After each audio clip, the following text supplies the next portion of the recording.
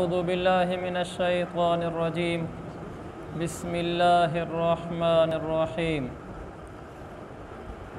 طاسين میم یہ سورۃ الشعراء کی بالکل ابتدا ہے 19ویں پارے کا 5واں رکوع۔ یہ جو شروع کا لفظ میں نے پڑھا ہے طاسین میم، یہ تینوں حروف الگ الگ پڑھنے ہوتے ہیں۔ طا اس کو زیادہ نہیں کھینچیں گے، تھوڑا کھینچیں گے چونکہ اس کے اوپر کھڑی زبر ہے اور مد نہیں ہے، اس لیے طا۔ اور آگے سین کو تھوڑا کھینچیں گے چونکہ اس کے اوپر مد ہے۔ پھر میم کے اوپر شد بھی ہے اور مد بھی ہے۔ شد کا مطلب یہ ہے کہ سین کو میم کے ساتھ ملائیں گے، طا سین میم، میم پر شد بھی ہوگی۔ تلک آیات الکتاب المبین، پہلا لفظ ہے طا سین میم، ان کو حروف مقطعات کہتے ہیں۔ مقطعات کا معنی الگ الگ کیا ہوا، قطعہ قطعہ کیا ہوا، ٹکڑے ٹکڑے کیا ہوا، کیونکہ اس میں ہر حرف الگ الگ کیا ہوا ہوتا ہے۔ طا الگ پڑھی ہے ہم نے، سین الگ پڑھی ہے، میم الگ پڑھی ہے، اس لیے اس کو حروف مقطعات کہتے ہیں۔ اس لفظ کا کیا ترجمہ ہے طا سین میم کا؟ سوائے اللہ کے اور کوئی نہیں جانتا، بس صرف اللہ جانتا ہے۔ یہ اللہ تعالیٰ نے بڑے بڑے لوگوں کا تکبر توڑا ہے، جن کے دلوں میں تکبر ہوتا ہے ان کا، کہ جو آدمی کہتا ہے میں بڑے علم والا ہوں تو اس سے اللہ پہلے ہی کہہ دیتا ہے کہ اس لفظ کا مطلب بتاؤ جو قرآن کے شروع میں ہے الف لام میم، تو وہ کہتا ہے جس کا مطلب تو مجھے معلوم نہیں ہے، تو علم کہاں رہا؟ جہالت کا اعتراف تو شروع میں کر لیا کہ مجھے یہ نہیں آتا، تو لہذا اس کا مطلب اللہ ہی جانتا ہے۔ لیکن اس کا مطلب ہے، یعنی یہ نہیں ہے کہ یہ لفظ بے معنی ہے، یہ ایک لفظ ہے جس کا ایک ترجمہ ہے اور جس کا ایک مفہوم ہے اور ایک تفسیر ہے، لیکن وہ کیا ہے ہمیں پتہ نہیں، اللہ نے وہ بتائی نہیں ہے، یہ بتانے کے لیے کہ تمہارا علم جتنا بھی اوپر اڑ جائے آخر تھوڑا ہی ہے۔ کوئی چیزیں ایسی بھی ہیں جو تمہیں سب کچھ پڑھ لینے کے بعد بھی نہیں آتی، تو انسان میں اس سے عاجزی پیدا ہوتی ہے اور یہ صرف اللہ کو معلوم ہے۔ تلک آیات الکتاب المبین، یہ قرآن کی جو آیتیں ہیں یہ اس کتاب کی آیتیں ہیں جو حق کو واضح کرنے والی ہیں۔ آدمی قرآن پڑھے تو حق واضح ہو جاتا ہے۔ جس آدمی میں ہدایت کی طلب ہو، وہ چاہتا ہو کہ مجھے سیدھا راستہ مل جائے دنیا میں بھی اور آخرت میں بھی، وہ قرآن پڑھنا شروع کر دے، وہ سیدھے راستے کو بالکل آیتیں واضح کر دیں گی۔ پہلے بھی یہ مضمون کئی دفعہ گزرا ہے کہ قرآن کی تعلیمات صرف قبر حشر آخرت اچھی بنانے کے لیے نہیں ہے، قرآن کی تعلیمات دنیا بھی اچھی بنانے کے لیے ہے۔ لہذا اگر کوئی آدمی قرآن کے پیچھے چلے گا تو یہ سیدھے راستے کو واضح کرتی چلی جائیں گی۔ سیدھے راستے کو واضح کرنے کا مطلب یہ ہے جہاں یہ اس راستے کو واضح کریں گی کہ کون سا راستہ سنت کا ہے، کون سا بدعت کا ہے، کون سا صحیح ہے، کون سا غلط ہے، کون سا میرے پاک پیغمبر کی اتباع ہے اور کون سا فیشن ہے۔ جیسے اس راستے کو آیات واضح کریں گی، ایسے ہی ہمارے دنیا کے کاموں میں بھی اس بات کو واضح کریں گی کہ فلاں معاملے میں تو جس روش پر چل رہا ہے یہ غلط ہے، فلاں کے ساتھ جو تم نے معاملہ کیا یہ غلط ہے، اور تم جو اپنی زندگی کو اس طرح گزارنے کے لیے ترجیحات قائم کر رہے ہو یہ غلط ہے، یہ ٹھیک نہیں ہے تمہارا۔ تو یہ قرآن انسان کو دنیا کی بھی سمجھ دیتا ہے اور دنیا کی بھی صحیح راہیں سجھاتا ہے اور آخرت کی بھی صحیح راہیں سجھاتا ہے، اور یہ بات بالکل حق اور سچ ہے کہ قرآن سے دنیا بھی بنتی ہے اور آخرت بھی بنتی ہے۔ کاش اللہ ہمیں اس کی سمجھ عطا فرمائے۔ ابھی تک لوگوں کے ذہنوں میں یہی ہے کہ دین پر چلنے سے صرف آخرت بنتی ہے، دنیا تو اوکھے سوکھے روتے سوتے بس پریشان ہو کے ذلیل ہو کے گزارنی پڑتی ہے۔ یہ 100% جھوٹ ہے۔ دین پر چلنے سے آخرت بھی بنتی ہے اور واللہ دیانتداری سے کہتا ہوں دنیا بھی بنتی ہے۔ دین ہماری دنیا اور آخرت کی کامیابیوں کا ضامن ہے، اسی دین میں تو دنیا ہے۔ باقی جن لوگوں نے اس دین کو چھوڑا ہے وہ تو دنیا کے بھی نہیں رہے، ان کی دنیا بھی تباہ ہو چکی ہے۔ آپ یورپی تہذیب جا کر دیکھیں، جنہوں نے اسلامی تعلیمات کو نہیں اپنایا ان کی دنیا بھی بگڑی ہے۔ جہاں ان کی دنیا بنی ہے وہاں ان کے پیچھے اسلامی تعلیمات ہیں، اور جہاں انہوں نے اسلامی تعلیمات کو چھوڑا ہے آج وہ پریشان ہیں۔ وہاں یورپ کے ممالک میں، بہت سارے ممالک میں شادی کا کوئی نظام نہیں ہے، گناہ کا نظام ہے، جس کا نتیجہ آج ان کی نسلیں بھگت رہی ہیں کہ ان کے پاس ماں باپ کا نظام نہیں ہے، بچے نہیں ہیں۔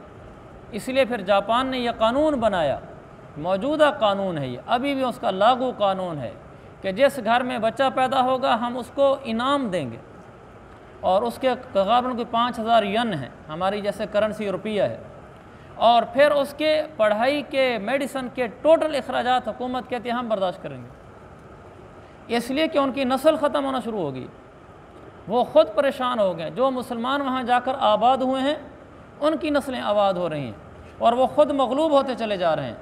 کچھ عرصے بعد ان کا اپنا کوئی جاپانی نہیں رہے گا اور سارے دوسرے ہو جائیں گے، آخر ان کو قانون بنانے پڑے۔ یہ ان کو دنیا کی پریشانی کیوں آئی؟ اس لیے کہ انہوں نے قرآن کی تعلیمات سے منہ موڑا۔ قرآن نے کہا کہ ماں باپ کا نظام ہونا چاہیے، شادی کا نظام ہونا چاہیے، انہوں نے اس کو توڑا، وہ پریشان ہو گئے۔ ہمارے ساتھ لڑکا پڑھتا تھا عمران، آپ میں سے بعض لڑکوں نے شاید دیکھا ہو جو آپ میں سے بڑی عمر کے ہیں، امریکہ کا تھا، مشہور تھا عمران امریکہ والا۔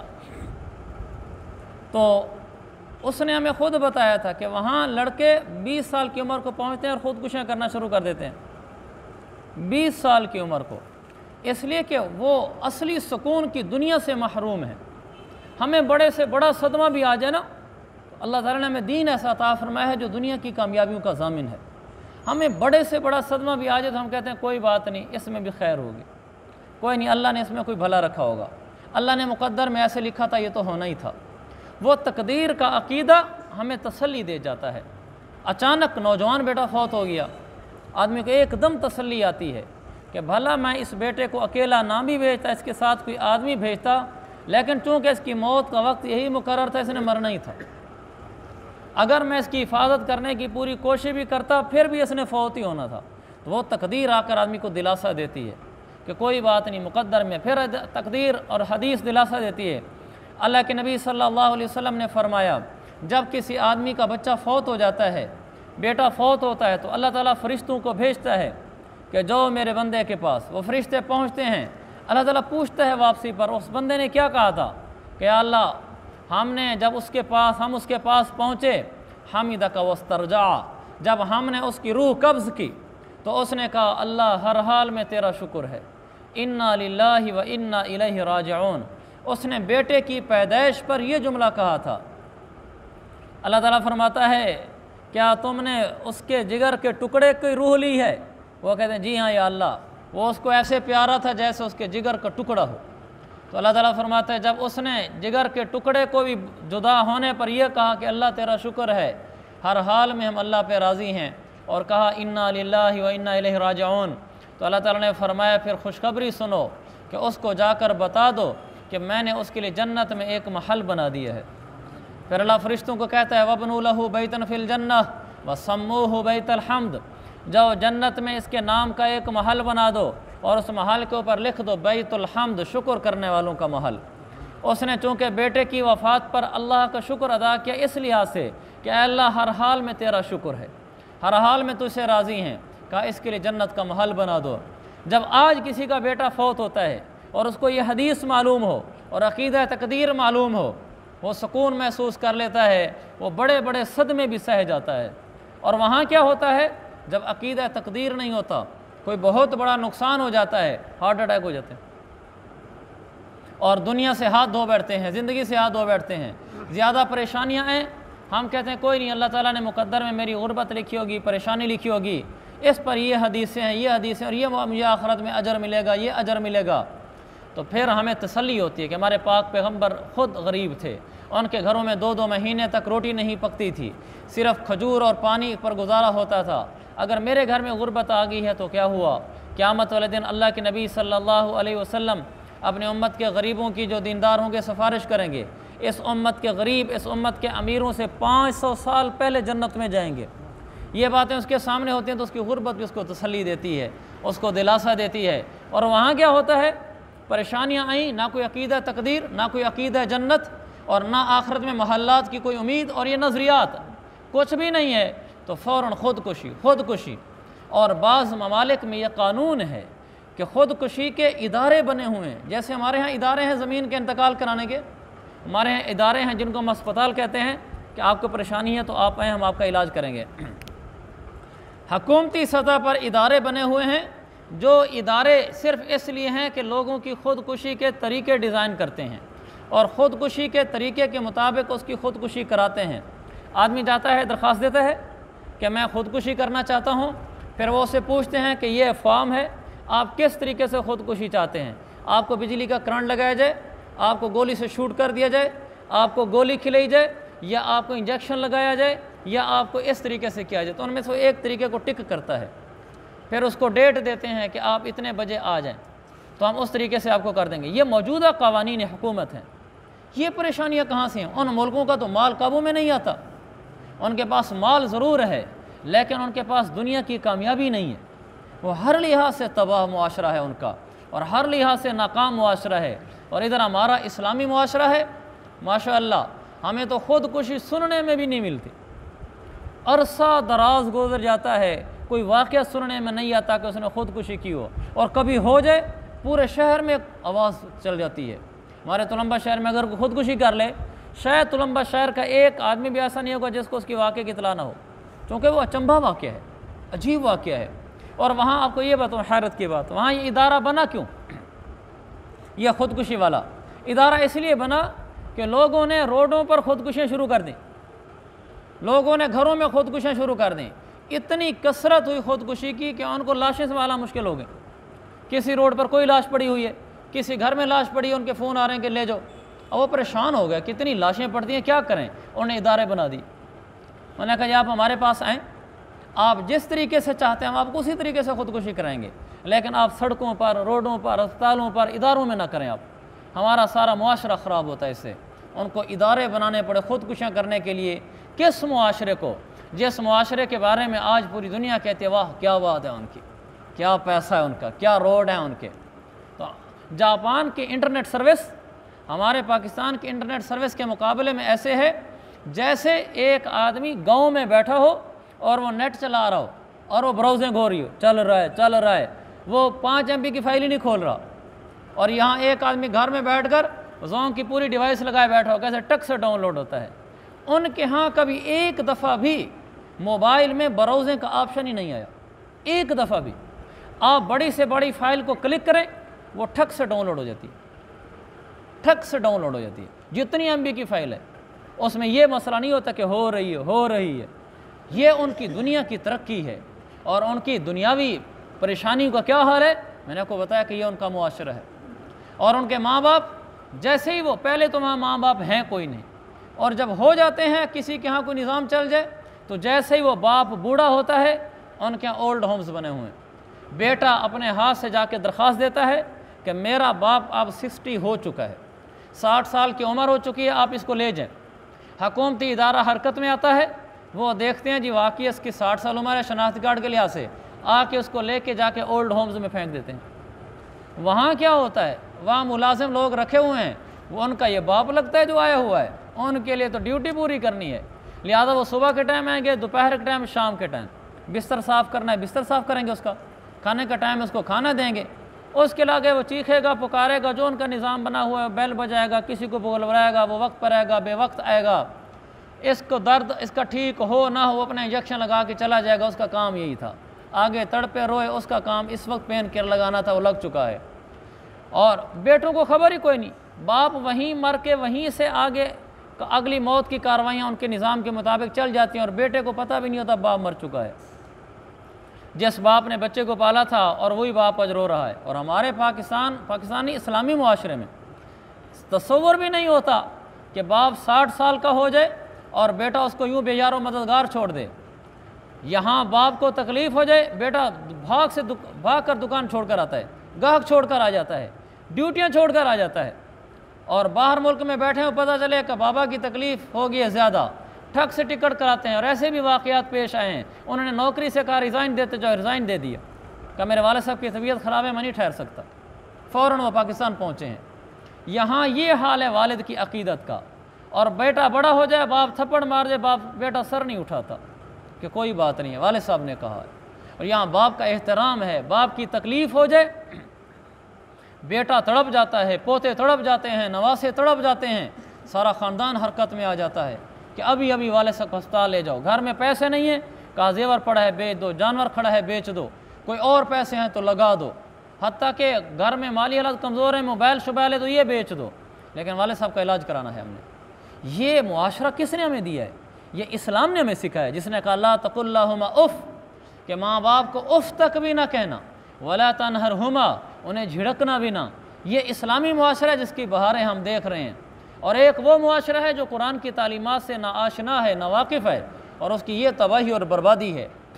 اس لیے تلک آیات الکتاب المبین، یہ قرآن کی آیتیں اس کتاب کی آیتیں ہیں جو سیدھی بات کو واضح کر دیتی ہیں، صحیح راہوں کو واضح کر دیتی ہیں۔ صحیح راہ سے مراد صرف جنت نہیں ہے کہ جنت واضح کرتی ہیں، دنیا کے اندر بھی سیدھی راہیں بتاتی ہیں۔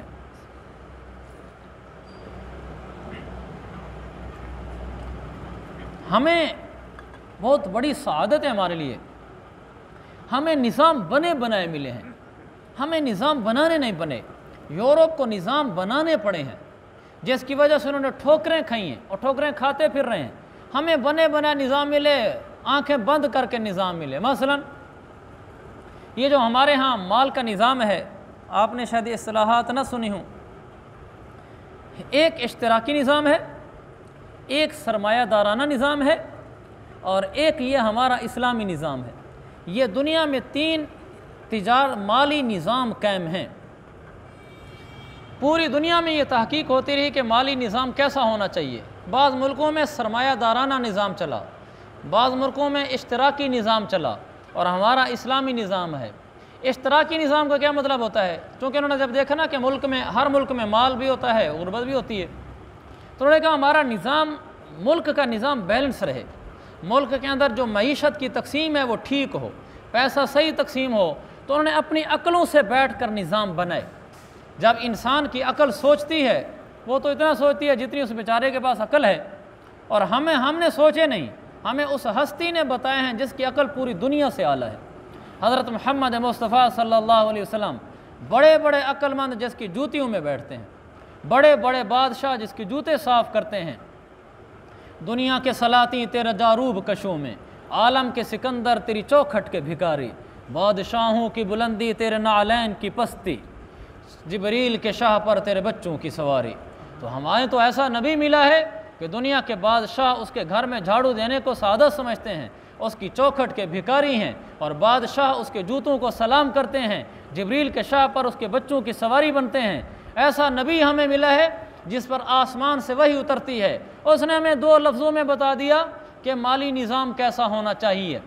وہ جو نظام ہمارے ملکوں میں رائج ہے کہ جو آدمی جو کماتا ہے اس کا مالک وہی ہے، اور یہاں تک کہہ دیا گیا لا یحل مال امرئ مسلم الا بطیب نفس منہ، کسی مسلمان کا 1 روپیہ بھی اس کی دلی رضامندی کے بغیر دوسرے مسلمان کے لیے حلال نہیں ہے۔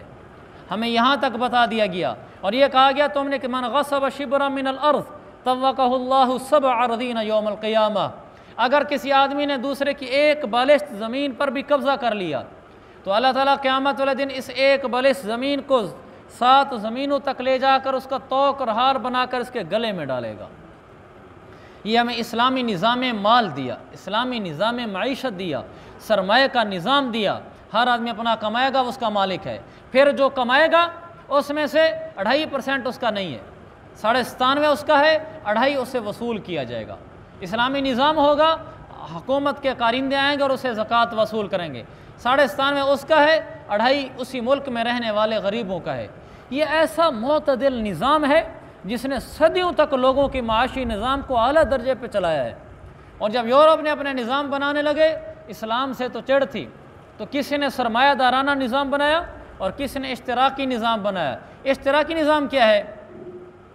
اشتراکی نظام یہ کہ جو مال آئے گا اس میں سارے شریک ہوں گے، جتنا کمایا جا رہا ہے وہ سارا اس کا مالک نہیں ہے، کما بھلا یہ رہا ہے لیکن اس میں دوسرے لوگ بھی شریک ہیں، پھر اس کو انہوں نے قانون بنائے۔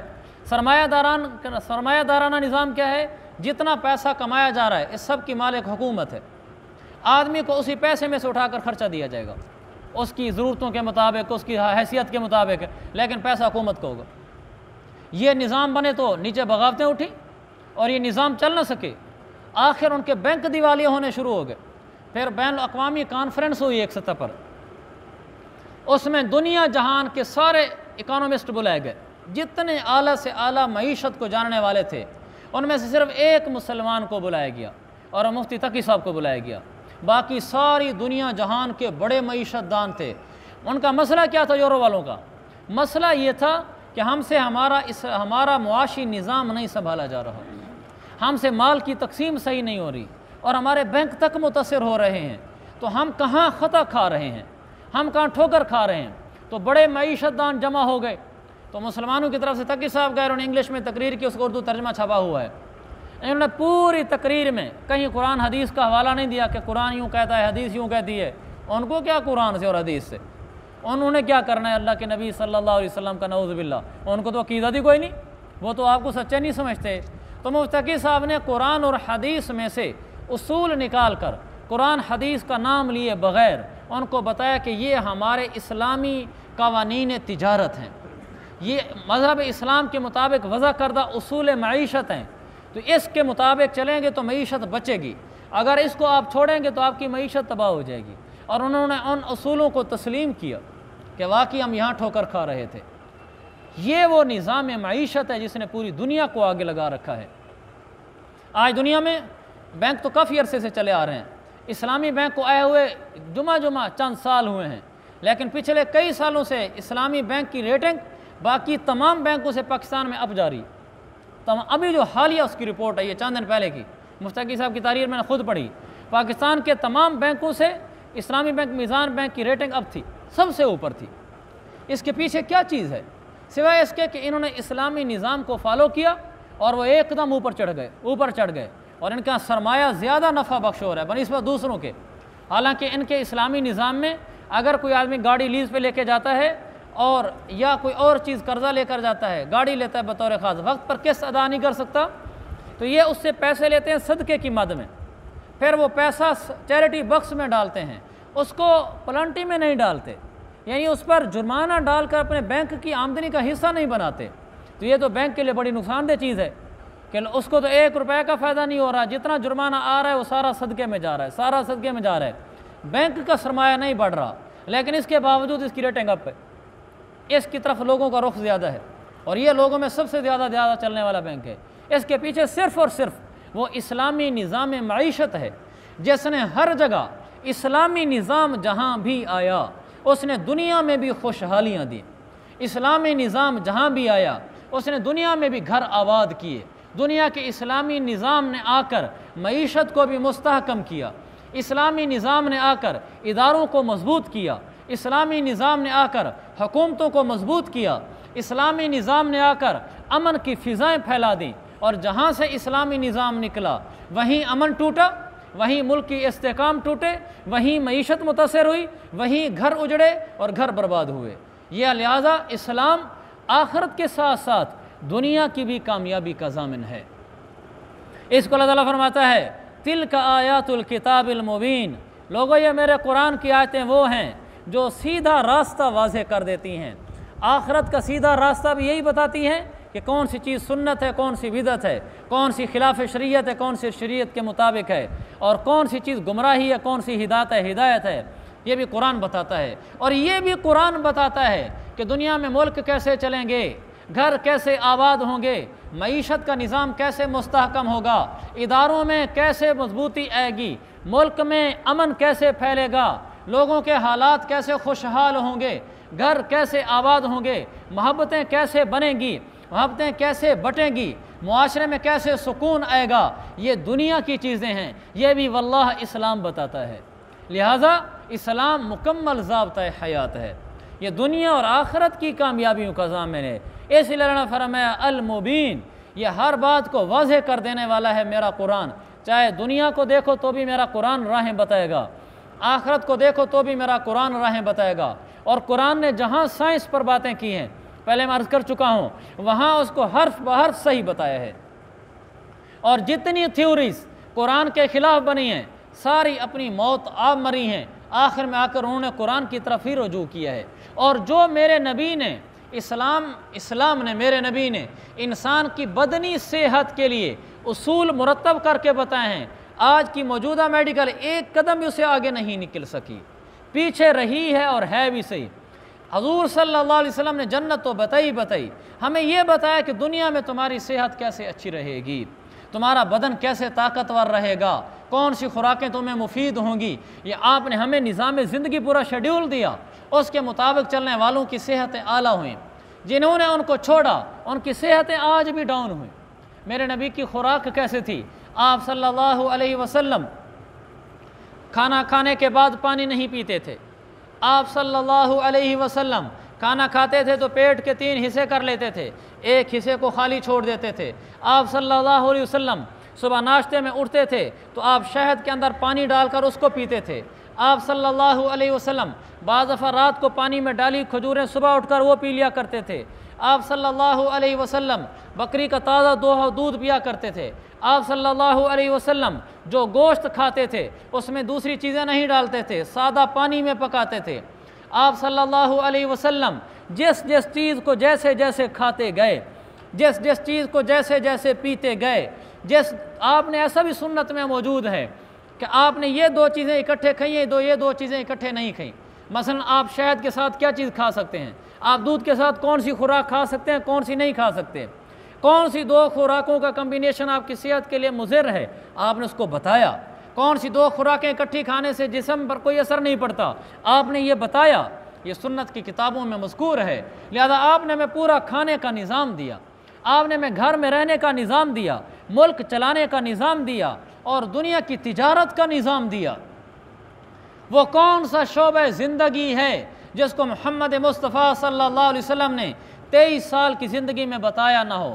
شکار کیسے کرتے ہیں آپ نے بتایا، ملک کیسے چلاتے ہیں آپ نے بتایا، جنگیں کیسے لڑی جاتی ہیں آپ نے بتایا، اور ریاست میں ایک ملک کا سربراہ کیسے ہوتا ہے آپ نے بتایا، مسجد کا امام اور خطیب کیسے ہوتا ہے آپ نے بتایا، شوہر کیا کرتا ہے، کیا ذمہ داریاں ہوتی ہیں آپ نے بتایا، باپ کی ذمہ داریاں کیا ہوتی ہیں وہ کیا کرتا ہے آپ نے بتایا، اولاد نے کیا کرنا ہوتا ہے آپ نے بتایا، خوراکیں کیا کھانی ہوتی ہیں آپ نے بتایا، پڑوسیوں کے ساتھ کیسے رہنا ہوتا ہے آپ نے بتایا۔ وہ کون سا شعبہ زندگی ہے جس پر میرے نبی نے اول سے لے کر آخر تک پوری گائیڈ لائن نہ دی ہو؟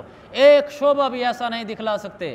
میرا نبی 1400 سال پہلے بیٹھ کر مدینہ میں بولتا ہے، اور آج 1500 سال بعد بھی جب ٹیکنالوجی عروج کو پہنچتی ہے اور لوگ چاند تک پہنچتے ہیں، نئی ٹیکنالوجی ایجاد ہوتی ہے، میرے نبی کی 1500 سال پہلے بولی ہوئی حدیثیں آج بھی انسان کی مکمل رہنمائی کرتی ہیں۔ کون سا ایسا مسئلہ ہے جس مسئلے کے بارے میں قرآن و حدیث کہے کہ ہمیں تو اس کا نہیں پتہ نہیں کیا حکم ہے؟ نئی کرنسیاں آج ایجاد ہونا شروع ہو گئی ہیں، آپ نے درہم و دینار ہمیں دیے ہیں، اب کرپٹو کرنسی آ گئی ہے اور دوسری فارس ٹریڈنگ ہو رہی ہے، یہ نئی شکلیں آ رہی ہیں۔ آج بھی قرآن و سنت میں ان کے حل موجود ہیں، ان کو تو کسی نے نام نہیں سنے تھے، ان کرنسی کو کوئی تصور تک نہیں تھے، ذہنوں نے کبھی سوچا بھی نہیں تھا کہ کرنسی یوں بھی ہو سکتی ہے، لیکن آج بھی قرآن و سنت کے آئینے میں اس کے واضح تعلیمات موجود ہیں اور صحیح راستے کو واضح کر دیتی ہیں۔ یہ وہ قرآن و حدیث ہے جو ہر بات میں صحیح لائن کو واضح کرتا ہے۔ لہذا اللہ نے ہمیں جو مذہب عطا فرمایا ہے، رب ذوالجلال کی قسم یہ آخرت کی طرح دنیا کی بھی کامیابیوں کا ضامن ہے۔ کاش اللہ مجھے اور آپ کو اس کی صحیح سمجھ دیتا، ہمارے دلوں میں یہ باتیں اترتی کہ اگر میں نے تجارت میں، اگر میں نے اپنی دکان میں، اپنے دفتر میں، اپنے کھیت میں، اپنے گھر کی زندگی میں، شوہر ہونے کے ناطے، باپ ہونے کے ناطے، ہر معاملے میں اگر میں نے قرآن و سنت کو سامنے رکھا تو میں دنیا میں بھی کامیاب ہوں گا، دنیا میں بھی کامیاب ہوں گا اور میں آخرت میں بھی کامیاب ہوں گا۔ اور اگر میں نے اس کو سامنے نہ رکھا، دنیا میں پریشانی کا شکار ہوں گا، بے چینی کا شکار ہوں گا، خودکشی پر اتر ہوں گا، اپنی زندگی سے آپ تنگ آ جاؤں گا، اولادیں گھر سے بگڑ جائیں گی، گھر کے نظام تباہ ہو جائیں گے، دنیا میں بھی تنگ ہو کر روانہ ہوں گا، مرنے کے بعد جب اٹھوں گا تو بھی تنگی والی زندگی کا سامنا کرنا پڑے گا۔ اور اگر نبی کی چال چل گیا، دنیا میں سکھ پاؤں گا، سکون پاؤں گا، راحتیں پاؤں گا، کامیابیاں پاؤں گا، سیدھی لائنیں پاؤں گا اور مرنے کے بعد بھی سیدھا جنت میں جاؤں گا۔ اللہ تعالیٰ یہ نظریہ میرا بھی پختہ سے پختہ تر فرمائے، آپ حضرات کا بھی پختہ فرمائے کہ اللہ نے ہمیں خوبصورت مذہب عطا فرمایا ہے، خوبصورت نبی عطا فرمایا ہے، خوبصورت شریعت عطا فرمائی ہے، اسی پہ اللہ ہمارا جینا، اسی پہ اللہ ہمارا مرنا فرمائے۔ وآخر دعوانا ان الحمد للہ رب العالمین۔ وقت ہمارا پورا ہو گیا ہے۔ پورے 29 منٹ ہو گئے، تو سنتیں کل کر لیں گے۔